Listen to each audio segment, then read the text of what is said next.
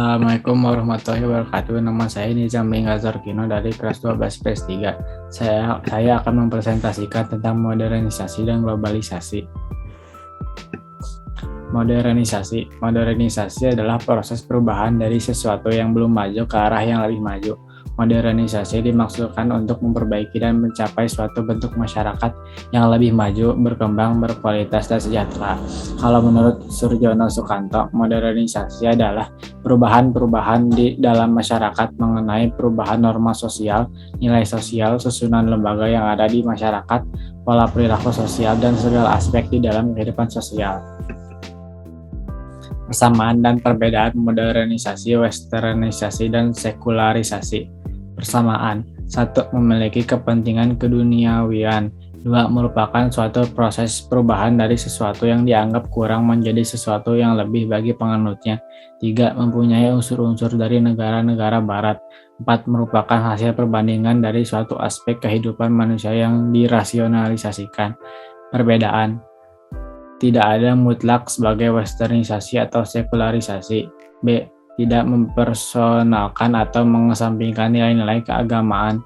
C. Proses perkembangannya bersifat lebih umum daripada westernisasi dan sekularisasi. D. Modernisasi mutlak bagi setiap negara. 2. Westernisasi mutlak meniru budaya barat. B. Tidak mempersoalkan atau mempertentangkan kebudayaan barat dengan kebudayaan negara sendiri. 3. Sekularisasi. A. Berorientasi semata-mata pada masalah keduniawian. B. Tidak terikat dengan nilai-nilai keagamaan. Karakteristik modernisasi: 1. Memudarnya ikatan sosial masyarakat tradisional. 2. Menguatnya individualisme. 3. Mengacu pada aturan hukum formal. 4. Mengubah cara pandang masyarakat dalam melihat masa depan. Syarat terjadinya modernisasi: cara berpikir yang ilmiah yang melembangga di dalam kelas penguasa ataupun juga masyarakat. Sistem administrasi negara yang baik yang betul-betul mewujudkan birokrasi yang baik jauh dari KKN dan juga semangat kerja yang tinggi.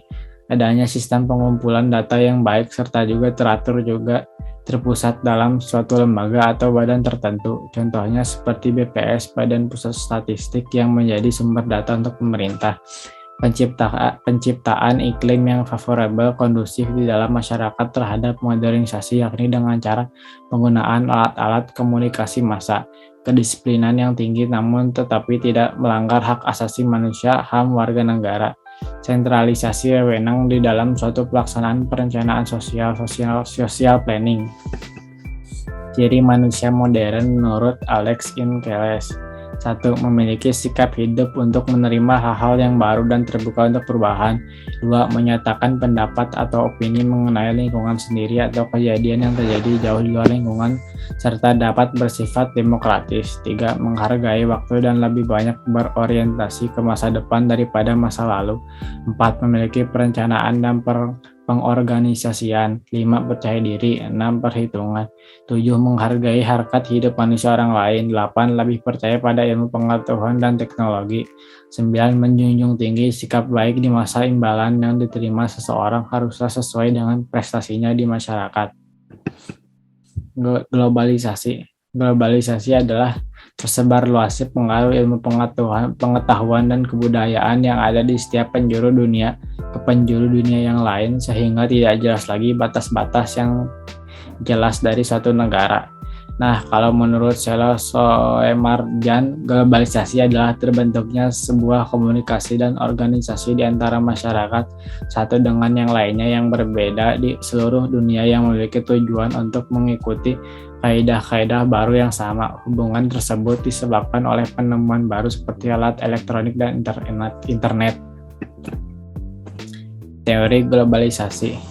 Para globalis menyatakan bahwa dengan adanya globalisasi maka akan secara langsung membawa konsekuensi pada kehidupan di seluruh dunia, bahwa nantinya akan ada suatu serangan budaya yang homogen yang akan menyebar ke seluruh dunia. Menanggapi hal tersebut, para globalis yang positif akan mengatakan bahwa hal tersebut bisa membawa masyarakat globalisasi menjadi lebih toleran dan terbuka terhadap budaya dari luar budaya yang mereka miliki. Namun Untuk globalis negatif akan mengatakan bahwa hal tersebut dapat melunturkan budaya asli yang dimiliki oleh suatu daerah, dan ini merupakan sebuah upaya untuk bisa menjajah budaya lainnya.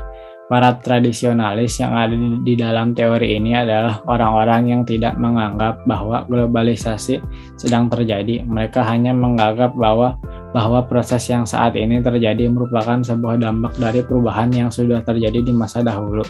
Para transformalis, orang yang posisinya ada di antara globalis dan tradisionalis. Orang-orang ini menganggap bahwa memang benar globalisasi sedang terjadi, namun keadaannya selalu dilebih-lebihkan. Proses terjadinya globalisasi. Tahap pertama, perdagangan bangsa Tiongkok dan bangsa India.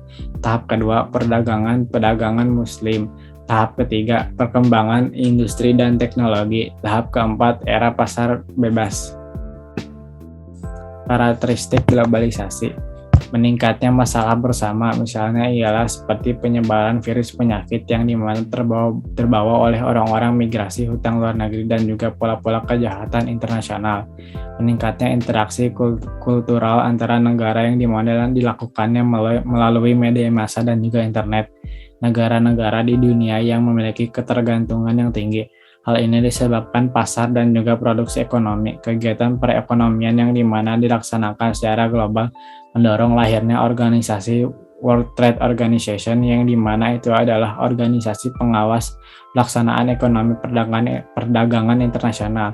Perubahan dalam konsep ruang dan waktu yang dimana menjadi batas teritorial negara semakin memudar karena mudahnya migrasi penduduk.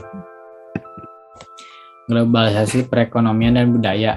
Globalisasi perekonomian, kegiatan ekspor-impor, adanya masyarakat ekonomi ASEAN, MEA, tumbuh pesatnya logistik dan e-commerce.